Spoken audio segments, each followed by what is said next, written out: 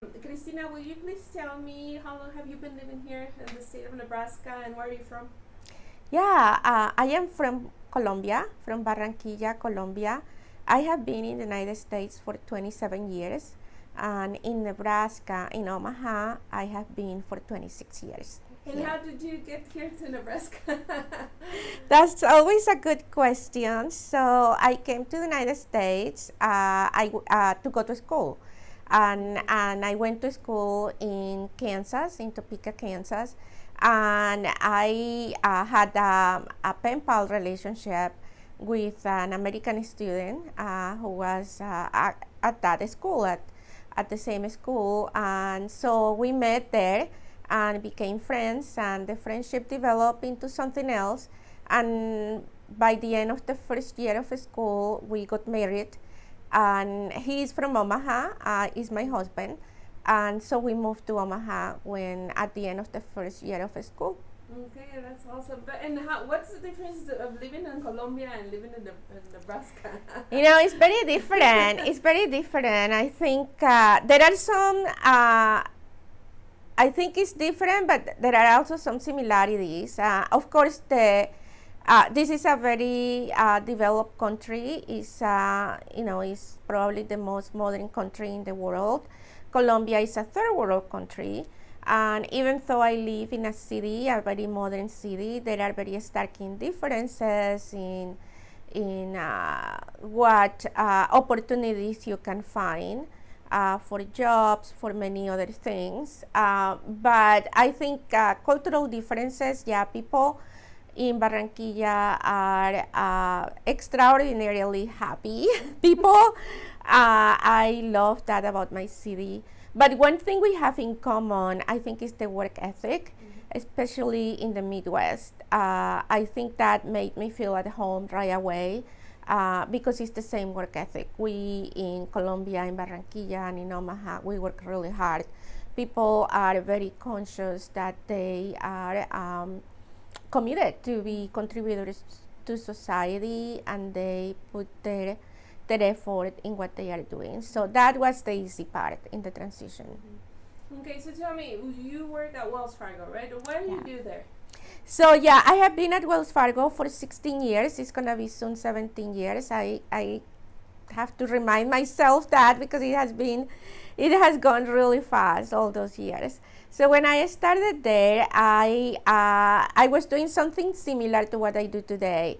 I was doing community development for the state of Nebraska, and that was more focused on CRA, Community Reinvestment Act management, and I also managed the foundation. That has been always a constant in my job. I always have that under my umbrella. What has happened is that over time, the scope of my work has grown to larger geographies, to have a team, and to expand to other areas like reputation risk management and leadership development, employee engagement, particularly at the local level. And I also oversee the volunteer program and the diversity, equity, and inclusion efforts in the markets that I have. Okay, so you've been working a lot with the community, and how long have you been a part of the Nebraska Commission on Latino Americans? So I just finished my first year at the commission. I was appointed for a second term of 3 years. So I have been for over a year with the Latin American Commission. And how did you find out that this commission existed? How did you get in contact with it? So I have always known about the commission ever since it was formed. 20 years. So I was already here when the commission was formed. I knew the first executive director and some of the people who were on the board.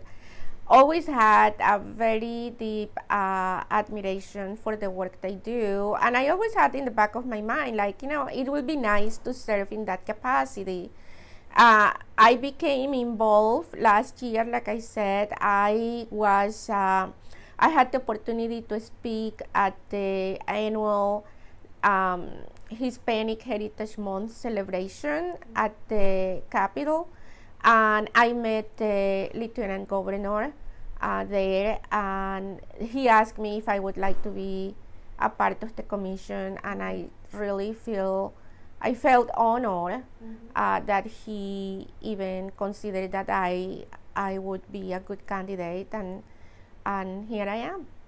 So being a commissioner, I know you're in touch with all the problems that the Latinos face in the state. What are the challenges that you think we as a community face here? You know, the challenges evolve, but there are some that are constant across the years. I think access to health and education are primary challenges, and lately mental health is a big issue in the Latino community that we have to be paying attention to. Also creating conditions, equitable conditions for Latin American immigrants in the state.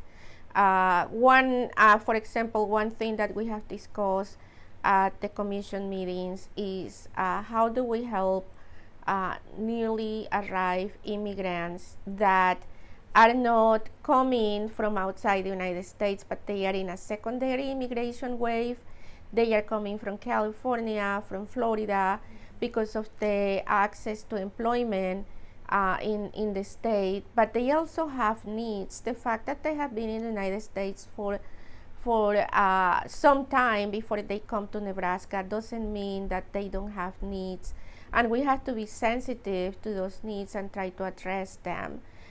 Those needs are probably different than a person who just arrived a month ago. So we have to be sensitive to the different needs of different groups of Latinos in the state.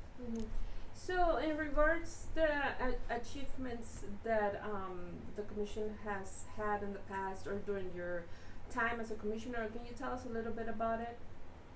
Yeah, so I think we made a good effort to partner with nonprofit agencies and the state of Nebraska in creating awareness and education about the COVID, the COVID crisis, the pandemic.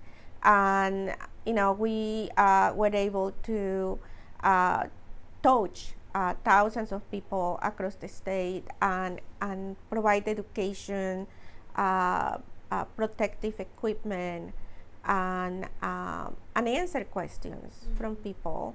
I think that's a huge achievement, particularly because it happened really quick, and we have to act really fast in order to address the crisis. Also serving as a conduit, which is part of our role indeed, is to serve as a conduit between the community, the Latino community in the state, and the government in the state of Nebraska, making sure that the governor and the senators, they know what are the needs of our community and how to address them. Something as simple as having press conferences that are bilingual, so people can actively participate in the process is very important. We have been champions of legislative efforts that benefit the Latino community across the years, and in some cases is preventing some laws from being enacted because they can be damaging to or prevent Latinos from achieve equity in the state, and in some cases is also proposing or supporting legislation that is going to be favorable to Latinos. So that's part of the advocacy work we do. Okay, so if you want to share any experiences that maybe created an impression for you while working as a commissioner? Yeah, most definitely. I think one of the most interesting things for me being a commissioner is meeting the other commissioners from the rest of the state and learning what are the issues in those communities. There is a time at every commission meeting at the end in which we go in a round robin style and share what have we been working on, or or what are the issues that we're seeing in our communities. And it's always interesting to hear from the other commissioners what are the issues and what they are doing to address those issues in their communities. And I do the same. I share with them. I live in Omaha, so share what is happening here and what are some of the things that I am doing in the local community. So that it has been impactful for me, just to be educated about the issues for Latinos across the state and not just in Omaha. And another thing is meeting the Latinos themselves. We, whenever possible, when we have a meeting in a community, we have an event the day before. It's like an open house, so the local community members can meet the commissioners and we can talk to people. They can come to us and ask questions and ask us for intervention on things that they think we can help with. And we can also educate them about the role that we play and how we are trying to move forward the agenda for Latinos in the state. So that has been very impactful to meet with people in each place we go. Mm-hmm. Okay, so the Commission has been serving the Latino community in Nebraska for 50 years. What kind of message would you send to the previous executive directors, staff, and the people about the celebration and about the Commission?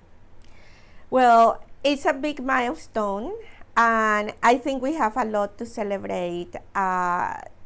The efforts of the predecessors of the current Commission are commended for their work, because it's not easy.